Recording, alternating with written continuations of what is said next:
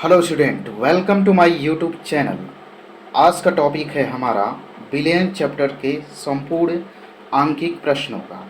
जैसा कि आप देख पा रहे हैं स्क्रीन पर लिखा हुआ है संपूर्ण अध्याय का आंकिक प्रश्न, अर्थात जो बिलियन चैप्टर है उसमें जो आंकिक प्रश्न यूपी बोर्ड एग्जामिनेशन में बनता है उन्हीं सारे प्रश्नों को हम लिए हैं और आपको दिखा देते हैं सबसे पहले कि किस किस टॉपिक से क्वेश्चन बनते हैं।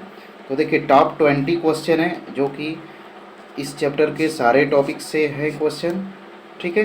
जिसमें पहला जो टॉपिक है हेनरी का नियम है, दूसरा है ग्राम प्रति लीटर में सांद्रता, तीसरा है नॉर्मलता, फिर है मोलरता, फिर मोललता, मोल प्रभाज या मोल अंश, परासरण दाब, मोलल उन्नयन स्थिरांक, मोलल अवनमन स्थिरांक, ठीक है। तो ये कुल मिला के 9 टॉपिक है। 9 टॉपिक पर कुल मिला के 20 हमने आंकिक प्रश्न लिया है जो कि काफ़ी महत्वपूर्ण होगा। आप इस वीडियो को स्किप मत करना वरना आपको नुकसान सहना पड़ सकता है, ठीक है। तो चलिए स्टार्ट करते हैं। सबसे पहला टॉपिक लेते हैं हेनरी के नियम से, ठीक है। तो सबसे पहले देखिए हेनरी का नियम, आप यहाँ पे परिभाषा आपको याद नहीं रखना है, आपको केवल फार्मूला और आंकिक प्रश्न ही हल करवाए जाएंगे। तो आप आराम से बैठ जाइए कॉपी पेन लेकर के, साथ ही साथ आप भी प्रैक्टिस करते रहिएगा वीडियो को पॉज करके, ठीक है। आप ये 20 क्वेश्चन कर लेते हैं तो आपको इसी में से, या हो सकता है कि थोड़ा बहुत आपका न्यूमेरिकल जो वैल्यू होता है, आंकिक मान जो होता है, वो बदल करके क्वेश्चन एज इट इज़ ऐसे ही बनेगा, ठीक है। तो चलिए सबसे पहले देखते हैं हेनरी का नियम में क्या फार्मूला होता है। तो देखिए हेनरी के नियम में क्या होता है कि गैस और द्रव का विलयन होता है, तो जिसमें गैस का जो आंशिक दाब होता है, ठीक है, वह किसके समानुपाती होता है, तो गैस के मोल प्रभाज के समानुपाती। और ये जो आप देख पा रहे हैं के एच है, वह के एच क्या है, हेनरी स्थिरांक है, ठीक है। तो P बराबर के एच इंटू यक्स, यक्स क्या है, गैस का मोल प्रभाज है, किसमें, तो जलीय विलयन में या कह सकते हैं द्रव विलयन में, ठीक है, गैस द्रव विलयन में, ठीक है। तो आगे दूसरा है फार्मूला आप देख सकते हैं आंशिक दाब। तो आंशिक दाब होता है वायु में यक्स गैस का मोल प्रभाज, अर्थात वायु में किसी गैस का मोल प्रभाज, और कुल दाब के बराबर होता है इसका आंशिक दाब। तो दोनों फार्मूला याद रखना है आपको और दोनों पर हम आपको सवाल हल करके बताएंगे। तो चलिए सबसे पहले क्वेश्चन देखते हैं। पहला कह रहा है कि हाइड्रोजन जल के लिए के एच का मान 5.34 गुणा 10 के पावर 7 टोर है। यदि 25 डिग्री सेल्सियस ताप पर हाइड्रोजन गैस का विलयन के ऊपर आंशिक दाब 760 टोर हो तो हाइड्रोजन गैस की विलेयता ज्ञात कीजिए। माना जल तथा विलयन का घनत्व समान। यहाँ पर विलेयता का मतलब है आपको मूल प्रभाज बताना है, किसका बताना है, गैस का बताना है, वह भी किस में, तो द्रव विलयन में, यानी गैस द्रव विलयन में आपको बताना है। तो सबसे पहले हल करने का तरीका यही है कि सबसे पहले जो चीज़ दिया हुआ है उसे आप एक तरफ कलेक्ट कर लीजिए, ठीक है। तो देखिए जैसा कि दिया है शुरू में के एच का मान आपको दिया हुआ है, ठीक है, के एच बराबर आपको दिया है 5.34 गुणा 10 के पावर 7 टोर, ठीक है। दूसरा आपको दिया है आंशिक दाब, किसका आंशिक दाब दिया, हाइड्रोजन का। तो आप ऐसे लिख दीजिए PH2 कितना दिया हुआ है, 760 टोर दिया हुआ है, ठीक है। अब इसे हम हल करते हैं।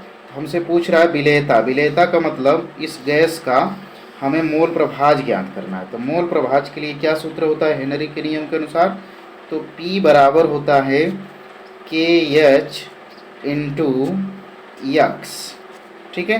तो यक्स क्या है, मोल प्रभाज है, तो यही यक्स पता करना है आपको। तो चलिए हम पता कर लेते हैं। तो आपका यक्स बराबर क्या हो जाएगा, यक्स किसके लिए, हाइड्रोजन के लिए, तो हाइड्रोजन लिख लीजिए, ठीक है, बराबर हो जाएगा PH2 हो जाएगा, यानी आंकिक दाब हो आंकिक कह रहा हूँ, आंशिक दाब हो जाएगा हाइड्रोजन का, और इससे डिवाइड किससे करेंगे, के एच से, हेनरी स्थिरांक से, ओके। तो अब इसकी वैल्यू आप पुट कर दीजिए, तो क्या हो जाएगा PH2 का मान दिया हुआ है क्या 760 टोर, देख लेते हैं एक बार ऊपर से, ठीक है, 760 टोर। और क्या दिया है, के एच का मान आपको दिया हुआ है 5.34 गुणा 10 के पावर कितना है, यहाँ से देख लेते हैं 7, ठीक है, 10 के पावर 7 दिया हुआ है, ठीक है। जब इसे हल करेंगे तो क्या आएगा, आप इसे हल करिएगा तो हल करेंगे तो आएगा 142.3, ठीक है, 142.3 गुणा 10 के पावर -7, ठीक है। तो ये हो गया मोल प्रभाज किसका, हाइड्रोजन का। तो यही पूछ रहा है प्रश्न में कि हाइड्रोजन की विलेयता क्या होगी। तो आप इस तरह से इसे करिएगा, ठीक है। चलिए अगला क्वेश्चन हम लोग देखते हैं, ठीक है। एक बार फिर से इस क्वेश्चन को देख लीजिए। दो फार्मूला हैं, सबसे पहले फार्मूले पर यह पहला उदाहरण हो गया आपके लिए, ठीक है। अब दूसरे फार्मूला पर हम दूसरा उदाहरण देखते हैं। जैसे कि अगला प्रश्न दिया हुआ है कि 298 केल्विन ताप पर जल में नाइट्रोजन गैस की विलेयता के लिए हेनरी स्थिरांक का मान 1, ठीक है 0 गुणे 10 के पावर 5 एटीएम दिया है, ठीक है। यानी कुल दाब दिया हुआ है। वायु में नाइट्रोजन का मोल प्रभाव 0.8 है, ठीक है, तथा 5 एटीएम दाब पर 10 मोल जल में वायु में घुली नाइट्रोजन के मोलों की संख्या कितनी होगी। आप इसे अच्छे से पढ़ लीजिएगा, वीडियो को पॉज करके समझ लीजिएगा, फिर इसके बाद आप आगे समझिएगा, ठीक है, कैसे इसे हल करेंगे। तो देखिए सबसे पहले जो चीज़ दिया है उसे लिख लेते हैं हम लोग। क्या दिया है कि जल में नाइट्रोजन गैस की विलेयता के लिए हेनरी स्थिरांक अर्थात KH का मान आपको दिया हुआ है 1 गुणा 10 के पावर 5 एटीएम, ठीक है, एटीएम दिया हुआ है। इसके बाद दिया है वायु में नाइट्रोजन का मोल प्रभाव। ध्यान दीजिएगा वायु में यानी गैस में, ठीक है, गैस में नाइट्रोजन है, सॉरी गैस कह रहा हूँ, वायु में नाइट्रोजन का मोल प्रभाव। ऐसा नहीं कि द्रव में नाइट्रोजन का दिया है, आपको ध्यान देने वाली बात है। तो वायु में नाइट्रोजन का मोल प्रभाव आपको दिया हुआ है कितना, तो लिख लेना वायु में नाइट्रोजन का मोल प्रभाव कितना दिया हुआ है, तो 0.8 दिया हुआ है, ठीक है। अब क्या कह रहा है कि 298 केल्विन तथा 5 एटीएम दाब पर, यानी कुल दाब आपको दिया है, जो कुल दाब, ठीक है, कुल दाब जो दिया हुआ है वह दिया है 5, ठीक है। तो आप क्या करिएगा, सबसे पहले मोल प्रभाव ज्ञात कर लीजिएगा, ठीक है। सबसे पहले मोल प्रभाव ज्ञात करिए किसमें, जल में, ठीक है, यानी कि द्रव के साथ। फिर इसके बाद 10 मोल का हम पता कर लेंगे। तो क्या करना होगा, आपको लिखना पड़ेगा Pn2, यानी कि जो आंशिक दाब होगा किसके बराबर होगा, तो वायु में नाइट्रोजन के मोल प्रभाव, वायु में, ठीक है, नाइट्रोजन का मोल प्रभाव, ठीक, गुणा कुल दाब, कुल दाब, ठीक। जैसा कि आप पिछले में देख लीजिए ये आपका फार्मूला है, ठीक है। तो यहाँ से आप हल करेंगे जब, तो क्या हो जाएगा, वायु में नाइट्रोजन का मोल प्रभाव कितना दिया है 0.8, ठीक, गुणा कुल दाब दिया है 5, यानी कुल मिला के ये हो गया 4 या 4.0 भी कह सकते हैं, ठीक है। तो अब यहाँ से हमें नाइट्रोजन का मोल प्रभाव चाहिए किसमें, तो जल में चाहिए। तो अब हम जानते हैं कि Pn2 बराबर KH, सॉरी H, हाँ ठीक है, KH इंटू Xn2। अब ये मोल प्रभाव किस में है, तो ये जल में है। इससे पहले जो दिया था प्रश्न में वह था वायु में, ठीक है। हम ये निकाल लेंगे तो Xn2 बराबर क्या निकल के आ जाएगा, तो Pn2 यानी कि नाइट्रोजन का आंशिक दाब प्लस सॉरी बटा KH मतलब हेनरी स्थिरांक कर देंगे। तो यहाँ हल करेंगे तो आपका यह Pn2 का मान निकल के आया है 4 और KH का मान दिया हुआ है 1 गुणा 10 के पावर 5, ठीक है। तो अब इसे जब हल करेंगे तो आ जाएगा आपका 4 गुणा 10 के पावर -5। तो ये किस में आ जाएगा, चूँकि देखिए मोल प्रभाव का मतलब होता है प्रति मोल, तो इसका मतलब ये निकल के आया 1 मोल, ठीक है, N2, 1 मोल N2 का जो मोल प्रभाव है यानी प्रति मोल, यानी इतने मोल निकले हैं, 1 मोल में इतना नाइट्रोजन है, ठीक है। तो हमसे पूछ रहा है 10 मोल में। प्रश्न देखिए लास्ट में, इधर आपको दिखा देते हैं, 10 मोल जल में वायु में घुली नाइट्रोजन के मोलों की संख्या ज्ञात कीजिए। ये जो मोल प्रभाव आया है, ठीक है, ये जो मोल प्रभाज आया है 4 गुणा 10 के पावर -5, वह प्रति मोल आया है, यानी 1 मोल में इतना है। तो हमसे पूछ रहा है 10 मोल में कितना होगा। तो भाई 10 मोल के लिए क्या करना पड़ेगा, तो इसमें 10 से गुणा कर दीजिएगा। 10 गुणे 4 गुणा 10 के पावर -5। जब इसे हल करेंगे तो लिख सकते हैं 4 गुणा 10 के पावर -4, ठीक है, प्रति मोल, यानी 10 मोल में इतना हो जाएगा नाइट्रोजन।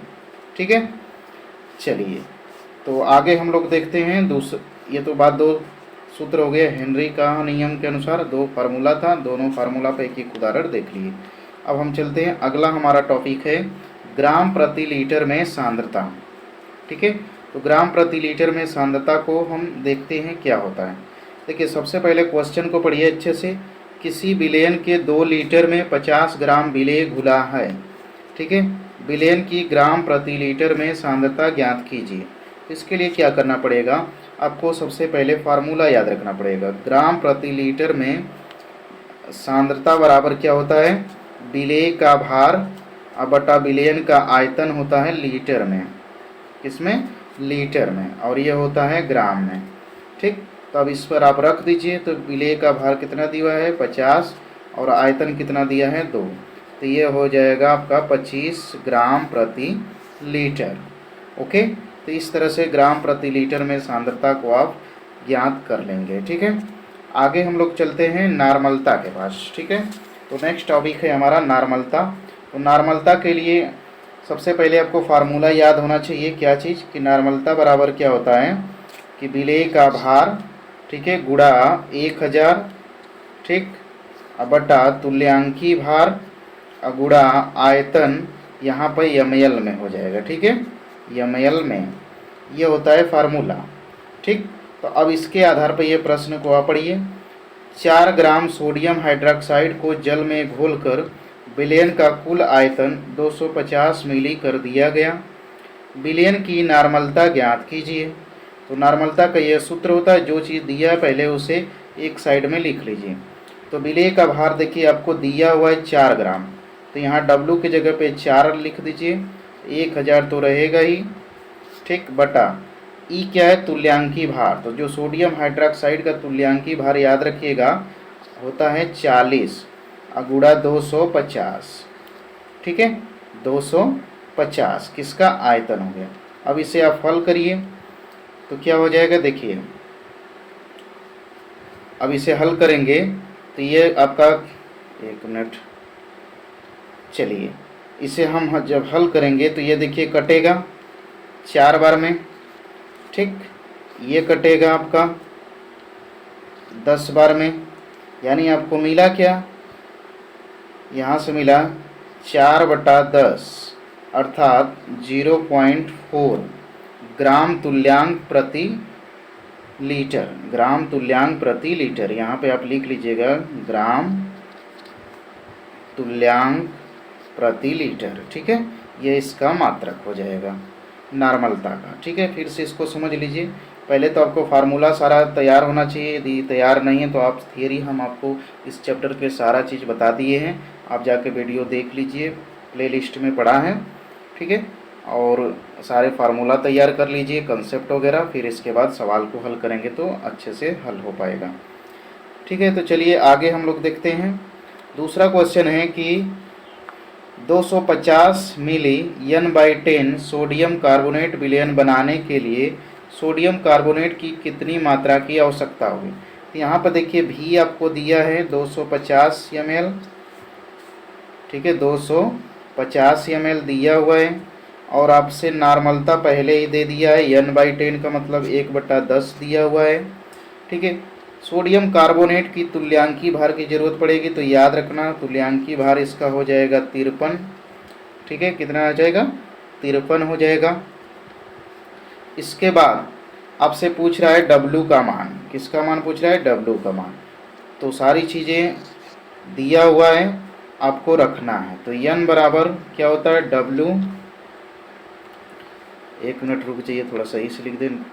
N बराबर W गुणा 1000 बटा E गुणा VmL में। तो N का मान आपको दिया हुआ है। ठीक है, एन का मान कितना दिया है 1/10, डब्लू का मान पूछ रहा है गुणा 1000 बट्टा सोडियम कार्बोनेट का जो तुल्यांकी भार होता है वह होता है 53 और गुणा आयतन आपको दिया है 250। तो इसे काट दीजिए, 4 बार में ये कट गया। ठीक है, ये कितने बार में कट गया? 4 बार में कट गया। अब इसे भेजिए इसके पास। ठीक, तो अब इसे W हमें चाहिए, तो क्या मिला? फिर इसे हल कर लेते हैं थोड़ा और। 1/10 बराबर W गुणा 4/53। ठीक है, हमें चाहिए क्या? W का मान चाहिए। तो अब ये निकलेगा, इसे यहाँ त्रिया गुणा करिए तो हो जाएगा W बराबर, यहाँ पर लिख देते हैं W बराबर 53/40। ठीक है, और जब इसे हल करेंगे तो आ जाएगा आपका 1 समथिंग, यानी आप इसे हल करिएगा तो आ जाएगा। ठीक है, अब 53 में 40 का तो भाग दे ही सकते हैं, जितना आएगा उतना वह क्या हो जाएगा? ग्राम में हो जाएगा। ठीक है, आगे हम लोग चलिए अगला है प्रश्न हमारा मोलरता से। नेक्स्ट टॉपिक है मोलरता। ठीक, तो मोलरता से हम लोग देखते हैं क्या होता है। देखिए 96% सल्फ्यूरिक अम्ल का आपेक्षिक घनत्व 1.84 है। इस अम्ल की मोलरता एवं नार्मलता की गणना कीजिए। ठीक है, तो 96% जो है सल्फ्यूरिक अम्ल है, उसका हमें क्या ज्ञात करना है? नार्मलता और मोलरता ज्ञात करना है। ठीक है, तो चलिए करते हैं हम लोग। सबसे पहले क्या करेंगे, देखिए हमें क्या चाहिए? विलेय का भार चाहिए, ठीक, और विलयन का आयतन चाहिए। तो दोनों चीज़ें हमें निकाल लेना है। तो कैसे निकालते हैं? परसेंटेज वाला, उससे देख लेते हैं। ठीक है, तो 96%, तो इसका मतलब क्या हुआ कि जो विलेय का भार है वो कितना है? 96 ग्राम है। ठीक है, 96 ग्राम हो गया। इसके बाद क्या दिया है? कितने में होगा? तो 100 में होगा, यानी जो आयतन आपको मिल गया V बराबर, वह मिल गया 100 ग्राम, या ग्राम को आप चाहो तो ml कह सकते हो। ठीक है, और इसका जो घनत्व दिया हुआ है, ठीक है, डेंसिटी जो दिया है आपेक्षिक घनत्व, वह 1.84 दिया हुआ है। ठीक है, कितना दिया है? 1.84। ठीक, तो हमें निकालना है नार्मलता और मोलरता किसका? सल्फ्यूरिक अम्ल का। तो चलिए हम लोग इसे हल करते हैं। ठीक है, तो देखिए यहाँ पर अब हमें चाहिए विलयन का नार्मलता और मोलरता।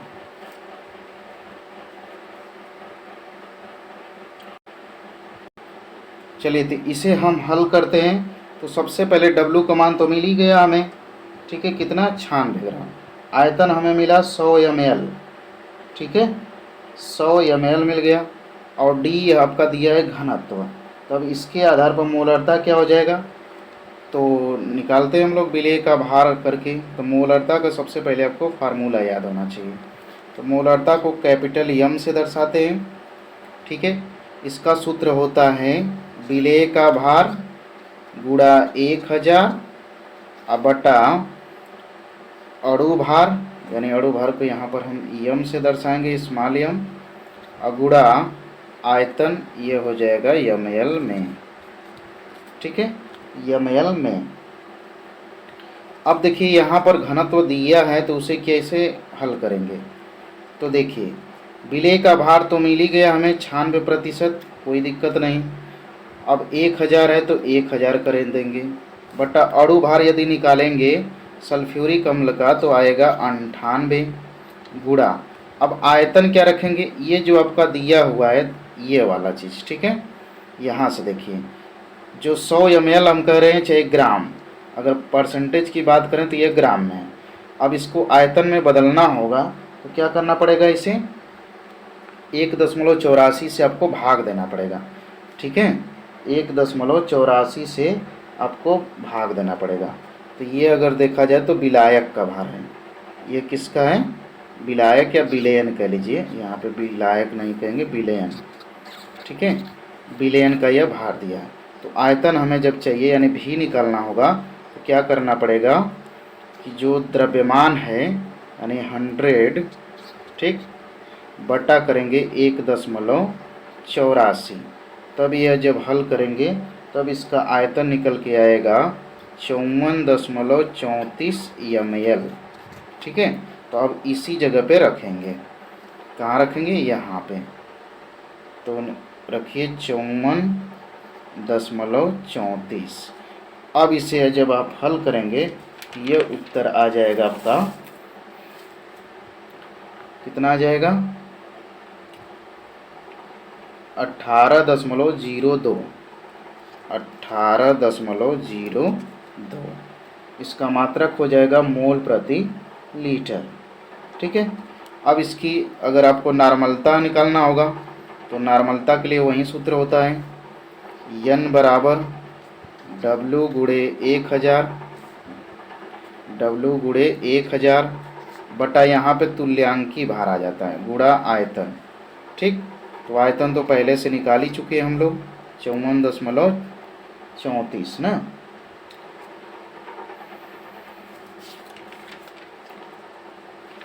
तो देख लेते हैं। अब देखिए यहाँ पर विलेय का भार कितना आ गया? 96, तो पहले से ही रहेगा सल्फ्यूरिक अम्ल गुणा 1000। ठीक, अब बटा, अब तुल्यांकी भार क्या होता है? ठीक है, अब तुल्यांकी भार हमें रखना पड़ेगा सल्फ्यूरिक अम्ल का तुल्यांकी भार। तो सल्फ्यूरिक अम्ल का तुल्यांकी भार होता है 49 गुणा इसका आयतन तो वही है 54.34। ठीक है, अब इसे आप हल करिएगा। जब हल करेंगे तो उत्तर आ जाएगा आपका 36.077, ठीक है, ग्राम प्रति लीटर, ग्राम प्रति लीटर हो जाएगा। ठीक है, तो देखिए इसे आप फिर से समझ लीजिए। देखो क्या करना है, प्रश्न दिया हुआ है कि 96% सल्फ्यूरिक अम्ल का अपेक्षित घनत्व 1.84 है। इस अम्ल की मोलरता और नॉर्मलता की गणना कीजिए। तो सबसे पहले विलेय का भार आपको दिया है 96%, का मतलब ही होता है कि 100 में 96। ठीक है, तो ये हो गया 96 ग्राम। बाकी विलयन का जो भार है, विलयन का भार, यहाँ पे हम आयतन लिखे, विलयन का जो भार है वो हो गया 100। ठीक, और जब उसमें 1.84 से यदि भाग देंगे तब उसका वह आयतन में कन्वर्ट हो जाएगा। तो कितना आएगा? 54.34। ठीक, अब यहाँ पर हम मोलरता के लिए सारी चीज़ें रख देंगे। जब इसे हल करेंगे तो ये 18.02 आ जाएगा मोलरता, और नॉर्मलता आ जाएगा आपका 36.077। ठीक है, तो चलिए, थोड़ा समय लग रहा है लेकिन आपको हर चीज़ समझ में आना चाहिए। तो मोलरता ख़त्म हुआ। अब हम अगला प्रश्न देखते हैं। एक विलयन में 40 ग्राम सोडियम हाइड्रोक्साइड को 500 मिली जल में घोला गया। इसकी मोलरता एवं नॉर्मलता दोनों की गणना करना आपको। तो वैसे ही करिए। देखिए साथ में पहले मोलरता लिख लेते हैं। मोलरता बराबर क्या होता है? विलेय का भार गुणा 1000 बटा अणु भार गुणा आयतन ml में। ठीक है, अगर ऊपर 1000 लिख दिए हैं तो ml में हो जाएगा। अब इसी पर रखना है। प्रश्न को देखते हुए क्या प्रश्न में कह रहा है? एक विलयन में 40 ग्राम सोडियम हाइड्रोक्साइड, यानी W का मान रख दीजिए 40 गुणा 1000। ठीक, अब बटा, अब देखिए क्या, सोडियम हाइड्रोक्साइड का अणु भार कितना होता है? 40 होता है, ये याद रखना है। अब क्या करना है? आयतन कितना दिया है? 500। अब इसे जब हल करेंगे तो देखिए आराम से कट जा रहा है सब। ठीक है, आराम से ये सब के सब कट जा रहे हैं। 40 से 40 कट गया, 500 से 2 बार में भाग दोगे तो 1000 होगा, यानी 2 हो जाएगा, यानी मोलरता क्या हो गया? 2। ठीक, ऐसे ही नॉर्मलता निकालेंगे। ऐसे ही नॉर्मलता जब निकालेंगे तो वहाँ पर बस सूत्र वही रहेगा, बस थोड़ा सा परिवर्तन हो जाएगा, यहाँ पे तुल्यांकी भार हो जाएगा। ठीक है, और कितना और आयतन हो जाएगा। ठीक, तो अब यहाँ पर रखिए। तो विलेय का भार 40 गुणा 1000 बटा, यहाँ पे तुल्यांकी भार होगा 40 ही। ठीक है, अब पूरा कर देंगे आयतन। कितना आयतन दिया है? 500। तो इसका भी उत्तर कितना आ जाएगा? 2 ही आ जाएगा। ठीक है, तो नॉर्मलता और मोलरता इन दोनों प्रश्नों का उत्तर सेम है। ठीक है, ये क्वेश्चन आपको दिया हुआ है बोर्ड एग्जाम में। अगला चलते हैं मोललता पर। ठीक है, तो मोललता का सूत्र क्या होता है थोड़ा सा हम बता देते हैं आपको। इसे स्मॉल m से दर्शाते हैं। ठीक है, इसमें विलेय के मोलों की संख्या, विलेय के मोलों की संख्या, ठीक है, अब बटा हो जाएगा विलयन, विलायक रहेगा, विलय नहीं, विलायक का द्रव्यमान, का द्रव्यमान, और किस में रहेगा, केजी में। अगर ग्राम में करना चाहें तो ऊपर 1000 से गुणा करना पड़ेगा। ठीक है, चलिए प्रश्न को हल करते हैं हम लोग। 14,625 ग्राम सोडियम क्लोराइड को 250 ग्राम जल में विलय किया गया, प्राप्त विलयन की मोलरता की गणना कीजिए। तो आप इसे एक और फार्मूला से हल कर सकते हैं, W गुणा 1000 बटा यम इन गुणा भी क्या है यहाँ पे, विलायक का द्रव्यमान है, पूरा विलयन का आयतन नहीं कहोगे। ठीक है, और ये किस में रहेगा, ग्राम में। तो यहीं पर रख देना है सारा चीज। तो रखिए, विलय का भार कितना दिया हुआ है, 14,625, 14,625 गुणा 1000। ठीक, बटा इसका अणुभार क्या होगा, सोडियम क्लोराइड का अणुभार यदि निकालेंगे तो आएगा 58.5, 58.5 गुणा आयतन कितना दिया हुआ है, तो आयतन दिया है 250, आयतन दिया है 250। ठीक है, तो अब इसे जब हल करेंगे तो ये आ जाएगा उत्तर, इसका क्या आ जाएगा, चलिए हल करते हैं थोड़ा सा। इसे काट दीजिए, 4 बार में कटेगा। ठीक है, तो ये हो गया 14,625 गुणा 4, अब बटा के 58.625, 625 कह रहा हूँ, 58.5। अब इसे 4 से गुणा करेंगे तो लगभग 58.5 के आ जाएगा। आप इसे गुणा करिएगा तो उत्तर इसका हम डायरेक्ट बता दे रहे हैं, काट के आएगा, एक बार में ये कट जाएगा। ठीक है, तो इसकी मोललता कितना आ जाएगा, 1 हो जाएगा। ठीक, चलिए अगला प्रश्न को देखते हैं। सल्फ्यूरिक अम्ल का एक नमूना 94% है, इसका घनत्व दिया हुआ है, थोड़ा पहले जैसा ही काम करना पड़ेगा। प्रति मिली में विलयन की मोललता, यहाँ मोललता की गणना करना है। तो क्या चाहिए, विलेय का भार आपको दिया है।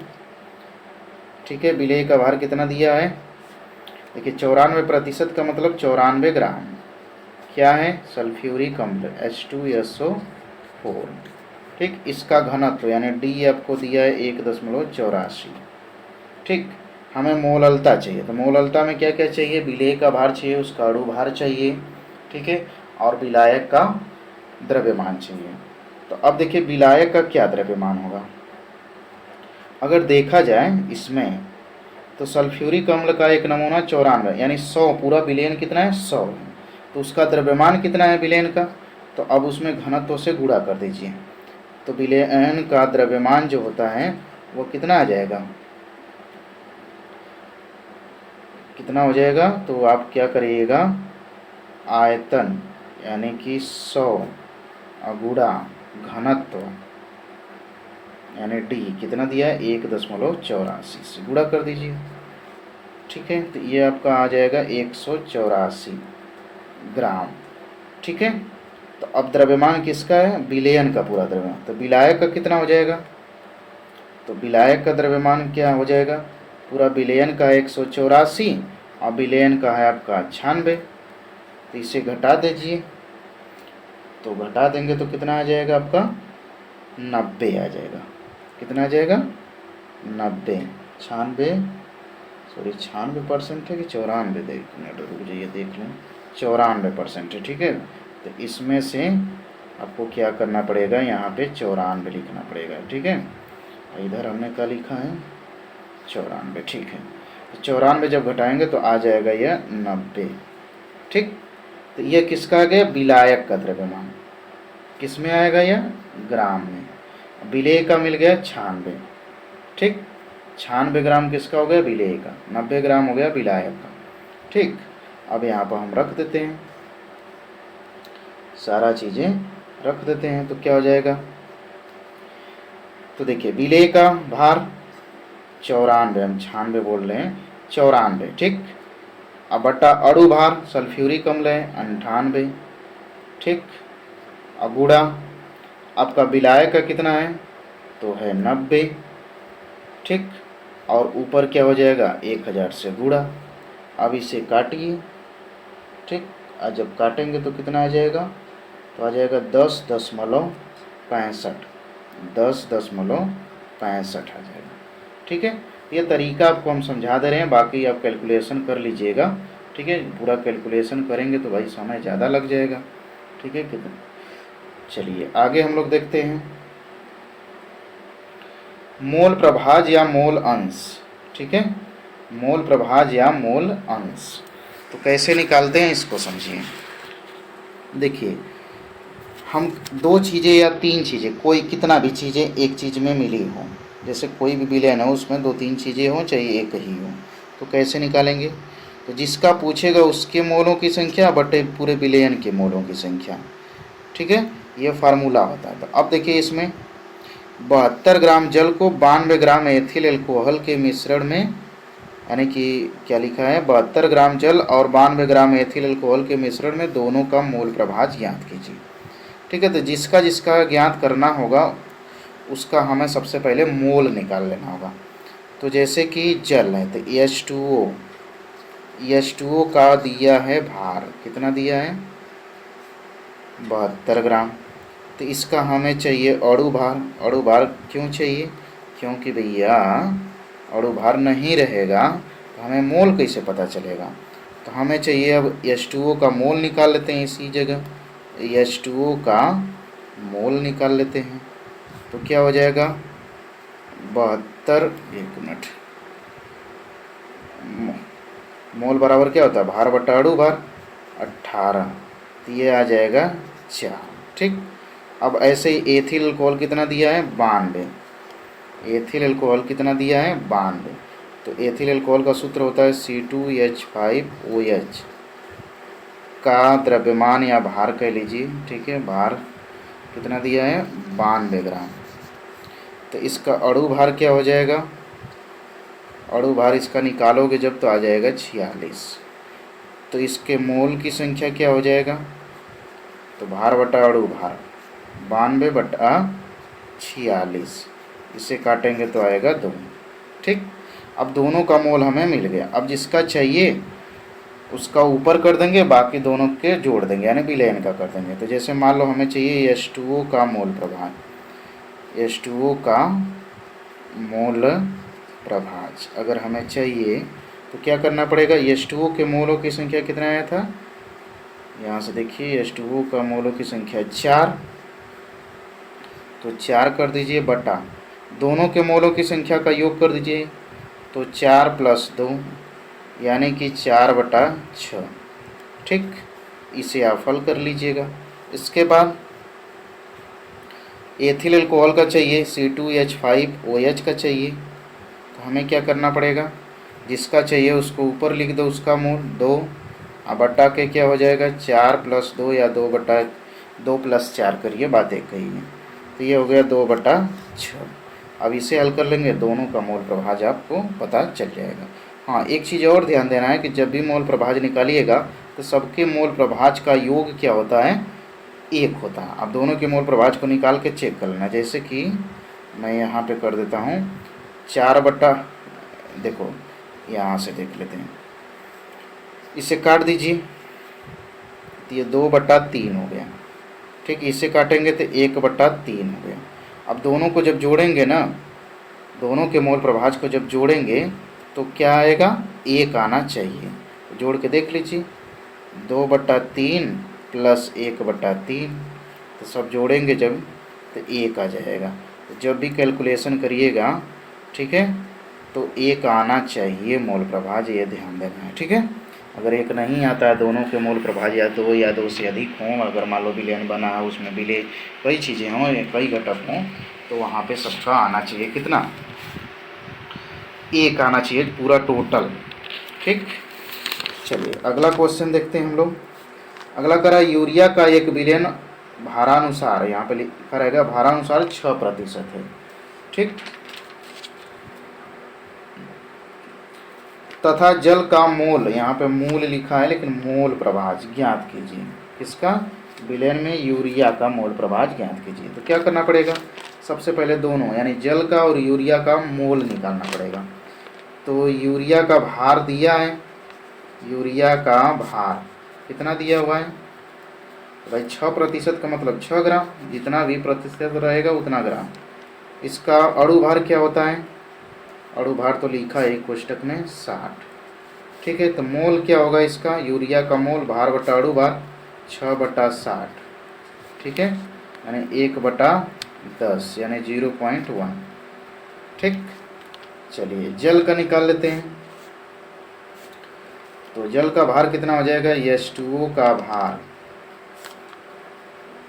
H2O का भार कितना हो गया? H2O का भार हो गया आपका 100 में से 6 घटा देंगे तो 94 ग्राम। ठीक, अणु भार, अणु भार निकाल लीजिए। तो अणु भार निकालेंगे तो जल का हमें पता है कि 18 होता है, ये 94 है। ठीक है, अब मोल चाहिए हमें दोनों इसका, तो भार बटा अणु भार यानी मोल चाहिए हमें। मोल किसका? जल का। तो भार कितना है? 94। एक मिनट रुक जाइए, कितना है? 94 अब बटा 18। तो 18 5 90 यानी 5.3 आ जाएगा। कितना? 5.3। ठीक, अब हमें किसका पूछ रहा है? यूरिया का पूछ रहा है। तो यूरिया का निकालना है, यूरिया का मोल प्रभाज। तो यूरिया का मोल ऊपर कर दीजिए 0.1 और प्लस दोनों के जोड़ दीजिए 0.1 प्लस 5.3। तो कितना हो जाएगा? इसे जोड़ेंगे तो अच्छा एक चीज़ रुक जाइए, ये 18 दूना के 36। ठीक है, ये आएगा आपका 5.2 आएगा। ठीक है, 5.2। तो अब इसे 5.2 कर लीजिए, इसे जोड़ेंगे पूरा टोटल कैलकुलेशन आप करते रहिएगा। 0.1/5.3।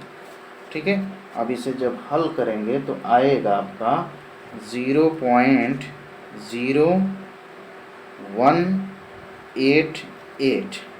ठीक है, अगर इसमें जल का मान लीजिए पूछ दिया कि जल के क्या होगा, तो हम जानते हैं कि पूरा विलयन का जो होता है 1 होता है, 1 में से आप यूरिया को घटा देंगे तो जल का भी मिल जाएगा। ठीक है, ये हो गया मोल प्रभाज। ठीक, अब हमारा अगला टॉपिक है पराशर दाब। चलिए तो हम लोग देखते हैं पराशर दाब। पराशर दाब के लिए एक फार्मूला होता है P बराबर NRT/V। ठीक है, PV बराबर, या ऐसे भी लिख सकते हैं PV बराबर NRT। ठीक है, P क्या है? पराशर दाब है। V क्या है? विलयन का आयतन है। N क्या है? विलेय का मोल है। R क्या है? गैस नियतांक है। और T क्या है? परम ताप है। ठीक, अब इसमें प्रश्न को पढ़िए। पहले क्या लिखा है? किस ताप पर, यानी आपसे T पूछ रहा है शुरू में। ठीक, ग्लूकोज का 5% विलयन, यानी कि W आपको दिया है 5 ग्राम। ओके, V कितना दिया है? तो पूरा भैया 100 में रहेगा। ठीक, 7 वायुमंडलीय पराशर दाब उत्पन्न करता है, यानी आपको P भी दे दिया है, P भी आपको दे दिया है 7। ठीक, अब क्या पूछ रहा है? T पूछ रहा है। R आपको कोष्टक में दिया हुआ। ठीक है, तो सब कुछ तो दिया है, T पूछ रहा है, T को निकाल लीजिए। तो क्या हो जाएगा आपका? T बराबर हो जाएगा, इस फार्मूला को थोड़ा सा चेंज करिए। फार्मूला को चेंज करेंगे तो क्या हो जाएगा? PV बटा, देखो NRT है ना, तो N मोलों की संख्या चाहिए, तो मोल निकाल लीजिए इसी जगह। ठीक है, किसका? ग्लूकोज का मोल प्रभाव चाहिए, मोल प्रभाव कर रहा हूँ, मोल चाहिए। तो भार बटा अणु भार होता है 5 और बटा अणु भार कितना होता है ग्लूकोज का? तो 180 होता है। ठीक है, यानी 5/180। अब यहीं पर रख लेना, तो हो जाएगा आपका NR। ठीक है, मान रख देते हैं हम लोग। P का मान दिया हुआ है 7। आयतन देखो यहाँ 100 ml बना लीजिएगा, तो अगर लीटर में दिया है तो 0.1 हो जाएगा बटा अब देखिए यहाँ पर n का मान क्या हो जाएगा 5/180, तो 180 को भेज दो ऊपर और नीचे कर दीजिए 5।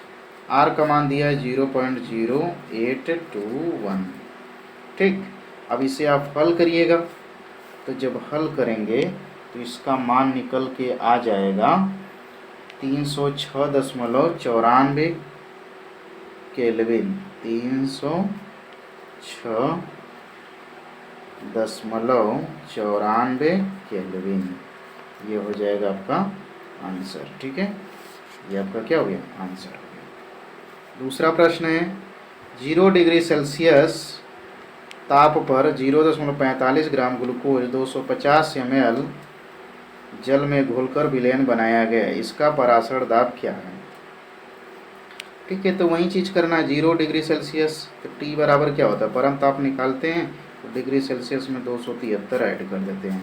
ठीक है, तो 273 ये हो जाएगा केल्विन। ताप पर 0 ग्लूकोज यानी ग्लूकोज भैया W का मान दिया है 0.45। ठीक है, 0.45। ठीक है, आपसे पूछ रहा है परासर दाब यानी P आपसे पूछ रहा है, तो यहीं पर इसका अणुभार भी निकाल लेना भैया। 180 भाग दे देना, मोलों की संख्या की ज़रूरत पड़ेगा। आयतन 250 मिली है, उसको लीटर में बदल देना। क्या करना होगा, V बराबर दिया है 250 ml, तो उसे लीटर में बदलने के लिए 1000 से गुणा कर देना। ठीक, और क्या दिया है, तो विलयन का परासर दाब क्या होगा, तो बस कुछ नहीं करना है। P बराबर क्या होता है nRT/V। n तो निकालेंगे कैसे, मोलों की संख्या 0 आपको दिया हुआ है 45। ठीक है, अब बटा इसका 180। ठीक, नीचे कर देना पूरा। अब हो गया R का मान 0.0821। ठीक, T का मान आपको पता ही है कितना निकला है 273। ठीक, अब भी आपका निकालना है, तो भी जब निकालेंगे तो भी कितना आ जाएगा, 1000 से भाग दे तो 0.250 यही आएगा। ठीक है, और जब सबको रख के हल करेंगे ये पूरा निकल के कितना आ जाएगा 0.22 ATM। 0.22 ATM। इसे जब काट कुट के हल करेंगे तो आ जाएगा इतना ही। चलिए, तो अगला टॉपिक है हमारा मोलल उन्नयन स्थिरांक। इस पर प्रश्न देखते हैं। इसके लिए आपको सबसे पहले क्या करना पड़ेगा, इसका फार्मूला याद रखना पड़ेगा। इसका आपको फार्मूला पहले थोड़ा सा बता देते हैं। देखिए, मोलल उन्नयन स्थिरांक के लिए क्या होता है, स्मॉल m बराबर 1000 kb इंटू स्मॉल w अपान delta TB into capital W। ठीक है, Kb क्या है, मोलल उन्नयन स्थिरांक है। स्मॉल w क्या है, विलेय का मोल विलेय का भार है। ठीक है, डेल्टा TB क्या है, मोलल उन्नयन क्वथनांक में उन्नयन है। और कैपिटल W जो है वह विलायक का भार है। ठीक है, दोनों चीज़ें सारी चीज़। यम क्या है, विलेय का अणुभार है। ठीक है, फिर से एक बार सुन लीजिए, यम जो है विलेय का अणुभार है। ठीक, अणुभार। और स्मॉल w क्या है, विलेय का भार है। कैपिटल W क्या है, विलायक का भार है। डेल्टा TB क्या है, क्वथनांक में वृद्धि है। ठीक है, या क्वथनांक में उन्नयन है। और Kb क्या है, मोलल उन्नयन स्थिरांक है। ठीक है, इन्हीं की सहायता से प्रश्नों को हल करेंगे। चलिए प्रश्न पढ़ते हैं। 3 ग्राम यूरिया को 100 ग्राम जल में घोलने पर जल के क्वथनांक में उन्नयन की गणना कीजिए। ठीक है, जल के लिए मोलल उन्नयन स्थिरांक का मान 0.52 केल्विन किग्रा प्रति मोल है। तो आपको दिया है सारा चीज़। देखिए, किसका पता करना है आपको, क्वथनांक में उन्नयन यानी डेल्टा TB याद रखना है, यानी ज्ञात करना है। ठीक है, 3 ग्राम यूरिया, तो W की जगह पर 3 रख देना, क्योंकि विलेय का भार। 100 ग्राम जल यानी विलायक है आपका 100 ग्राम, यहाँ पर रख देना। जल का क्वथनांक आपसे पूछ ही रहा है कितना वृद्धि होगा। जल के लिए मोलल उन्नयन स्थिरांक का मान यानी Kb का मान आपको दिया है 0.52। ठीक, रख देना। इसके बाद क्या करना होगा, आपसे पूछ रहा है, अब इसमें चाहिए यम यूरिया का अणुभार पिछले क्वेश्चन में आपने देख लिया है 60। ठीक, अब रख करके कैलकुलेशन तो आप कर ही सकते हैं। अब ये कैलकुलेशन करिएगा तो आपका उत्तर आ जाना चाहिए कितना, तो 0.26 केल्विन आएगा। डेल्टा टी का मान कितना आ जाएगा, आप इसे हल करिएगा तो आएगा 0.26 केल्विन। ठीक है, कैसे रखना है ये सारी चीज़ें आपको बता दी हैं। अगले प्रश्न को भी देख लीजिए। अगला प्रश्न है कि एक अवाष्पशील पदार्थ के 2.5 ग्राम को 100 ग्राम बेंजीन में घोलने पर क्वथनांक में वृद्धि इतना हो जाता है 0.4 डिग्री सेल्सियस। बेंजीन के लिए मोलर उन्नयन स्थिरांक 2.67 है। पदार्थ के अणुभार की गणना कीजिए। तो पदार्थ का जो अणुभार है उसकी गणना आपको करना है, तो कितना आना चाहिए। ठीक है, तो चलिए देखते हैं। एक अवाष्पशील पदार्थ है यानी स्मॉल डब्लू का मान दिया है 2.5 ग्राम। 100 ग्राम बेंजीन में घुला है। कैसे हम कर पा रहे हैं स्मॉल डब्लू कैपिटल डब्लू, भैया विलेय का मतलब कम, विलायक का मतलब अधिक, तो कम के लिए छोटा, ठीक है, डब्लू का प्रयोग करें, और विलायक ज़्यादा होता तो उसके लिए बड़ा का प्रयोग कर रहे हैं। ठीक है, 100 ग्राम यानी कैपिटल डब्लू आपको दिया है 100 ग्राम। ठीक, क्वथनांक में वृद्धि यानी डेल्टा टी बी आपको दे दिया है कितना 0.4 डिग्री, और के बी का मान भी आपको दे दिया है। के बी का मान देख लीजिए ऊपर से दिया हुआ है 2.67, 6-7 बोलते हैं 2.67। ठीक, अब आपसे क्या पूछ रहा है, क्या पूछ रहा है भाई, अणुभार पूछ रहा है। तो यम तो क्या करना है, कुछ दिक्कत है। 1000 के B into small W delta T B into capital W. ठीक, इसे रख दीजिए। 1000 तो 1000 रहेगा ही। के बी का मान दिया हुआ है 2.67, स्मॉल डब्लू का मान दिया हुआ है आपको, कितना दिया हुआ है 2.5। ठीक, बटा इसको दिया 0.4 गुणा कैपिटल डब्लू 100।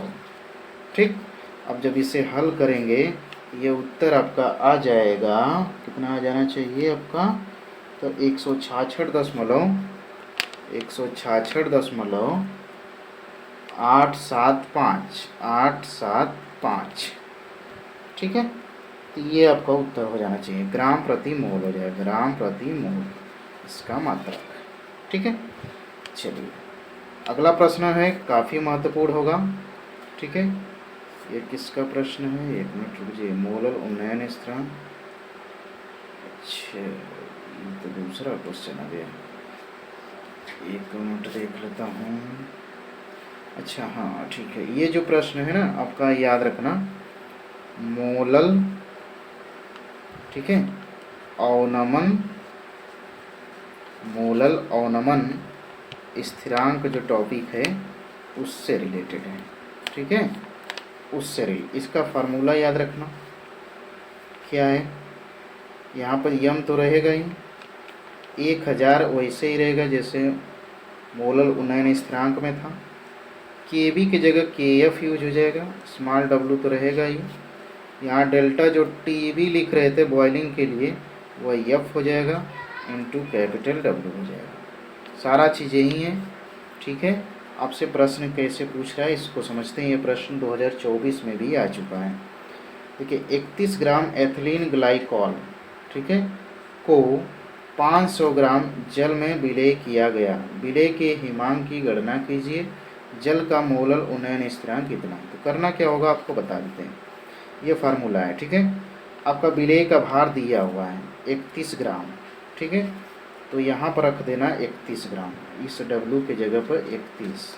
ठीक, और क्या दिया है, एथिलीन ग्लाइकॉल को 500 ग्राम जल में, यानी कि 500 विलायक का है, यानी यहाँ पर आप रख देना 500। ठीक, आगे क्या करना है, हिमांक की गणना करना है। तो आपको डेल्टा टी एफ आपसे पूछ रहा है, डेल्टा टी एफ आपसे पूछ रहा है। ठीक है, अब अणुभार निकालने के लिए क्या करेंगे, C2H6O2, C2H6O2 का अणुभार आपको चाहिए। ठीक है, तो इसका अणुभार कितना होगा, थोड़ा सा निकालना पड़ेगा इसका। कैसे निकालोगे बता देते हैं, वैसे करके रख लेना, काफ़ी महत्वपूर्ण ये प्रश्न है। C2H6O2 तो कार्बन का होता है 12 परमाणु भार, 2 प्लस 1 गुणा 6 प्लस 16 गुणा 2, इसको ऐड कर लीजिएगा तो अणु भार निकल के आएगा। जब आप डेल्टा टी एफ निकाल लेंगे, डेल्टा टी एफ निकाल लेंगे, ठीक है, तो टी एफ जब निकाल लेंगे तो टी एफ का मान जानते हैं कितना आएगा? 1.86 केल्विन, 1.86 केल्विन आएगा। लेकिन प्रश्न में थोड़ा सा आपको एक चीज़ ध्यान देना होगा कि इसमें किसका पूछा है? विलेय के हिमांक की गणना कीजिए, ठीक है, विलेय के हिमांक की गणना कीजिए, सॉरी विलेय नहीं होना चाहिए, विलयन होना चाहिए, ठीक है, यहाँ पर विलयन होना चाहिए। थोड़ा सा प्रश्न को हम देख लेते हैं। विलयन के हिमांक की गणना कीजिए, ठीक है, यहाँ प्रश्न में आप बना लीजिएगा इसको विलयन। तो विलयन के हिमांक की गणना करना है, तो ये तो निकल गया कितना अवनमन होगा यानी कमी होगा, लेकिन वाकई में विलयन का हिमांक कितना होगा? तो उसे आपको घटाना पड़ेगा, किसमें से? तो 273.15 केल्विन में से घटाना पड़ेगा 1.86 केल्विन, ठीक है, तब जाके फाइनल उत्तर आपका मिलेगा विलयन का। तो उत्तर आ जाएगा आपका 271.29, ठीक है।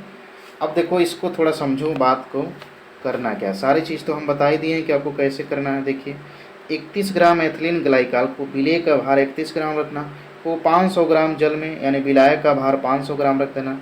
विलेय किया गया, विलयन के हिमांक की गणना करना है, यानी जानते हो कि विलायक का कुछ और होता है हिमांक, और जब उसमें कोई अवाष्पशील विलेय पदार्थ मिला देंगे तो उसका हिमांक कुछ और हो जाएगा, ठीक है। तो उसी को पूछ रहा है कि हमें विलयन का तुम बताओ, ठीक है। तो विलयन का निकालने के लिए क्या करना पड़ेगा? विलायक में से विलयन का घटाना पड़ेगा, ठीक है। क्या बोल रहे हैं हम, चलिए आगे देखते हैं। अब देखिए ये प्रश्न काफ़ी महत्वपूर्ण है, लास्ट वाला, ठीक है। सल्फ्यूरिक अम्ल के एक जलीय विलयन में जल का मोल प्रभाज इतना है तो विलयन की मोललता की गणना कीजिए। ये काफ़ी महत्वपूर्ण है, तो आपको इसको क्या करना होगा? जल का मोल प्रभाज, तो जल का मोल प्रभाज, मोल प्रभाज क्या होता है भैया? जल का मोल प्रभाज, जल के मोलों की संख्या कितना है? 0.90 बटा, इसको पूर्णांक में बदल दीजिए, इसको हटा दीजिए, तो ये हो गया 100, यानी विलयन का हो गया, विलयन और विलेय के मोलों की संख्या हमें मिल गया, ठीक। इसके बाद क्या करेंगे? किसका पूछ रहा है? सल्फ्यूरिक अम्ल के विलयन की मोललता चाहिए। तो अब हमें विलयन की मोललता चाहिए, तो इसमें विलेय का मोल मिल गया। विलेय का मोल कैसे मिलेगा? तो विलेय का मोल, तो हम जानते हैं पूरा विलयन का होता है 100, उसमें विलायक है 90, तो विलेय का हो गया 10, ठीक है। अब 10 हो गया विलेय का, तो विलेय का तो मोल मिल गया 10। अब चाहिए हमें विलायक का भार चाहिए, तो भैया विलायक का मोल कितना है? विलायक का है 90, विलायक का कितना है? 90 मोल है, ठीक है। इसका हमें द्रव्यमान चाहिए, भार, तो हम चूंकि जानते हैं मोल बराबर क्या होता है? भार बटा अणु भार, ठीक है। तो अणु भार से इसमें गुणा कर दीजिएगा जल का, तो 90 और गुणा अणु भार कितना होता है? 18, तो ये निकल के आएगा भार, किसमें आएगा? ग्राम में। तो वहीं सूत्र पर रख देना, क्या रखना है? मोललता बराबर विलेय का भार गुणा 1000, ठीक है, बटा अणु भार और गुणा विलायक का द्रव्यमान यानी आयतन कह सकते हैं, ठीक है। ये किस में रहेगा? ग्राम में। इसको रख दीजिए अब। तो विलेय का भार आपको निकालना अगर होगा तो इसको देखिए, ये वाली पूरा चीज़ हम डायरेक्ट निकाले हैं, इतना क्या निकाले हैं? 10, तो यहाँ पर रख दीजिए 10। कैसे पता चला? देखो भैया 10 कहाँ से पता चला? हमें विलेय का चाहिए ना, तो विलेय का देखो 10 निकला है कि नहीं, तो पूरा डायरेक्ट रखिए मोल, क्या ज़रूरत है ये सब करने का। तो रखिए 10 बट गुणा 1000 कर दीजिए, अब बटा विलयन का कितना निकल के आया था? 90 और गुणा 18, इसे जब हल करेंगे तो 6 कुछ आ जाएगा समथिंग है, ठीक है। तो ऐसे आप हल कर लीजिएगा। समय बहुत ज़्यादा हो गया, अभी उब गए होंगे, थोड़ा सा इसे एक दो बार और करके, मतलब नहीं समझ में आया होगा तो दोबारा देख लीजिएगा वीडियो, ठीक है, समझ में आ जाएगा। तो आज के लिए बस इतना ही, धन्यवाद।